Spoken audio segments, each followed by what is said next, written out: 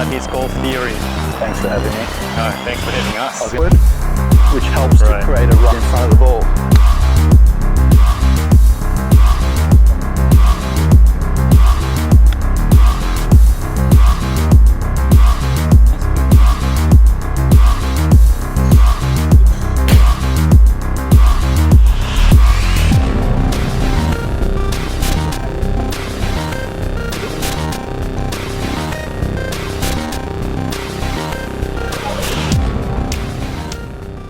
Angle on the way back and on the way through, or keep it same angle the whole way?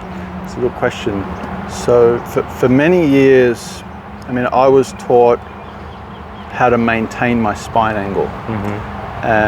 But actually what it caused me to do was have, I'd say, fairly extreme movements at either side of the golf swing. So the way I might explain that is, I was often taught that if I start with, say, 5 degrees of right side bend, and if you held the shaft there to represent that for me, so we'll just call that about 5 degrees, the goal would be to maintain that 5 degrees. So if visually we had a line drawn on the screen, I would keep that. Now that in theory is maintaining my sort of forward flexion, but if you looked at my, let's say we put a box around our head, it's actually moving a long way off the golf ball. So in a lot of ways, I'm not really managing, let's say, my upper center very well. Now to get back to the ball, I'd actually have to sort of lurch back the other way. The other way, right. Not really what we see the best players in the world doing. True, that's right. And as we explained before, they're combining sort of multiple moves. Stood straight up and down, so I was hitting like a baseball, or more at this level. So if I rotated this way without any extension, I would essentially be turning across. If I rotated and started to extend at the same time, the body now looks much more centered. Centered, yeah. Now what would allow me to get myself angled to the golf ball, so rotation with some extension, would just be bending forward. So now, you know, I'm low enough to the ground that I would strike the golf ball. Right. So again, just understanding those different movements. Wow. So to answer your question, there is multiple things going on. Right. We do start with a forward bend, but at the top we're essentially straight. Yeah, right. What keeps me to the ground is my lowering of my spine, essentially. My left shoulder's moving some amount down to maintain that angle. Okay. Rotation is happening. And as I mentioned, I'm extending to some degree to keep my upper hub or upper center fairly stable, so it's not moving too much across. Right, so as long as my left shoulder goes down, my spine can actually extend a little bit. It can, It can. Absolutely. Yeah, absolutely. So left shoulder down, but keep my spine angle this way, rather than this way. Exactly, and a good way to also think about it is if you took your setup there, facing that way. And if so this would be the angle of the spine. This would be basically the angle of your shoulders. And if you move your left shoulder down and around, essentially we'd still be in that same position there.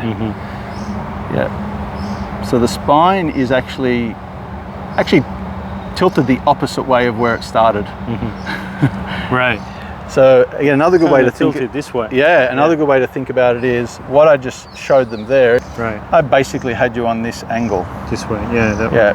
And all you did is you turned and extended to get there. Today, I'd love to learn how to extend back and through. Back and through. Back and through. So let's talk about that. Let's talk about that. All right. Players that slice the golf ball, they tend to get their uppers ahead of their lower body. So if you take your setup for me, there's two things I would usually do. I would place a shaft just outside the lead hip. So you've probably got about a handspan to work with. So that's the first thing, and I wouldn't hit a ball just yet. And then I'd also place a shaft over the lead shoulder, just like this. Now, when you swing through, your head has to stay behind this. Okay. That's pretty easy for most people to understand. Just don't hit the stick with your left ear. But what they've got to do before is they've got to push and touch the shaft there. So you push first. With your hip body. only. Okay. So from the top? Even just set up. Set up. Yep. So let's just do a setup first. Okay. So push. Push. So you literally feel you touch the shaft. Wow. That automatically gives you a little bit of side bend. Yeah, and then from there, you're going to stay against the shaft, turn through, and keep your chin behind this. There we go. Yep. So that's how you get your extension piece. Wow. This is very different. Let's do that again. So you're pushing and side bending. Yep. With a little, when you're pushing, at a push and side bend just a little bit. There we go. Wow. Yep. Handle would be forward. Yeah. Good. And now feel like you stay against the shaft and just turn through aggressively. Good. Wow. And your goal is to feel like you stay behind this. Yeah. Often I'll give a thought of right ear to the ground. To the ground. Keep doing that. Keep doing that. There we go. Can you see how that extends you more? Now that's for the student that is extreme this way. Over the top. Yeah, extreme that way. So we need to understand who that's for. They're going to have a hard time with driver hitting down the ball way too much. Right. Usually they're hitting down and across the ball. Right. And that's an opposite pattern. This is something very new. I don't think a lot of people have heard about this, extending through the ball. They always hear about rotation through the ball. Right. So end up like that.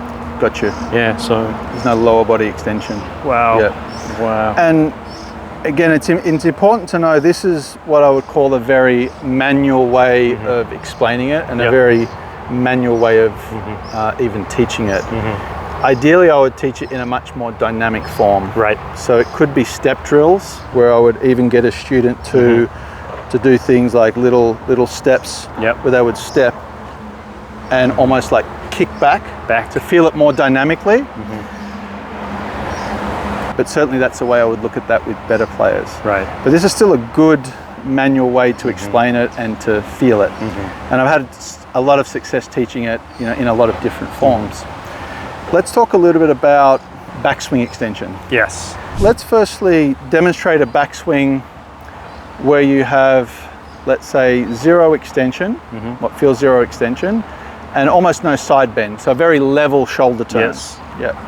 If this is where you start with the amount of side bend, and you swung back, good. Yeah. So that's the same amount of forward bend, or I should say, same amount of side bend as you had forward bend. That would be zero extension and really zero side bend. Right. Okay, so this is one of the things that I would say to help a student feel those two things. Okay. So the first thing, for the side bend, I would tell a student the left shoulder is going to work down to a point in line with the tip of the shaft there. Okay. And to manage the extension, a bit like what I did before on the forward swing, I would give them a little bit of room, but I would say your right ear cannot touch the shaft, and the left shoulder has to basically touch the grip there. So you'll have to move the left shoulder down. Very good, stop there. So that's a very different look to what you just... Very different, very. A look that we see Rory in when he's hitting his iron shots, a look of a lot of great golfers. And it's very easy in that position to then go into your downswing move. Right. Yeah, very easy. Right. Also, it feels like it's a bit easier to have my left arm straight on the way back as well. Yeah. Instead of good. So that's a good point. And if I grab the club here and you extend it back the other way, what just happened there? Right. Straighten. Yeah. The club is in the same spot, but you're pushing away as your body's moving in this direction. It creates a stretch. Right. So often I would find golfers that flex over too much rarely can extend their arms. Right. Rarely. Really? Yes. When there's, you could almost say a force going in the opposite direction, it's going to stretch us out. Yes. And it's also the same with the forward swing as well. And let's say we created a top of swing at the start. So you had some fold in your right arm. Yep. And you had some back bend in your right wrist. It's just, so that's pretty much where you want to be there. Yep. If you from there left tilted, turned and extended, and you kept those going, you shouldn't feel any stretch in your arms, but you would feel like you've maintained it. Right. When I maintain my spine, it's really hard to keep my arms straight. Right. But if I just keep my body centered, it's automatically straightens. Nothing really has to be adjusted. And it's the same on this side. If you swung on the forward swing for me, let's say you've flexed over too much. Okay. Yeah. And you've got bent arms. Yeah. So if I grab the shaft here and you're going to hold on tight and you push your hips forward and started back bending and just keep pulling back as much as you can. Turn through with the right hip. Good. Can you feel that? Yes. I'm not going to let you go. That's feeling max extension and max stretch. Wow. Now you won't get that if you're flexed forward too much. True. Yeah. So even if the club head is at the same spot. Oh yeah, you're going to feel a completely different stretch. So again, pushing forward with the hips, rotating, and now pulling back, you create a really strong pull there. Yeah, sometimes that's a good feeling to give a student that might go through the ball this way. Yeah, wow. That was actually really good feeling. Right. Yeah, just, wow. But I also think it shows how much of this part has to be activated. True. In order to achieve that. Like that. Yes. Not crunched. Just like that, straight. Wow. So multiple points are extending. It's knees, pelvis, chest, and head. You've got to hit all. Right. Ideally, all major points. For someone that might be a little bit this way, like it's hitting all those major points to give them like a maximum feel. Do you have to do that exactly to hit great golf shots? No, but often it's a blend of doing some of that. If you do this, most likely golfers will slice the ball through. Yes. Yeah, so extension will help people to fix slices, I guess. Yeah, well again, it's a shallowing piece. It tends to send the swing direction to the right. To the right, yes. Yeah, at the right point. Again, we're not talking about early extension or something like that, but we're talking about at the right point. Got it. Helps to raise the handle up out of the ground. There's a lot of important things that it helps with, areas that it helps with. So. All right, thanks a lot for that. Cool. Nice.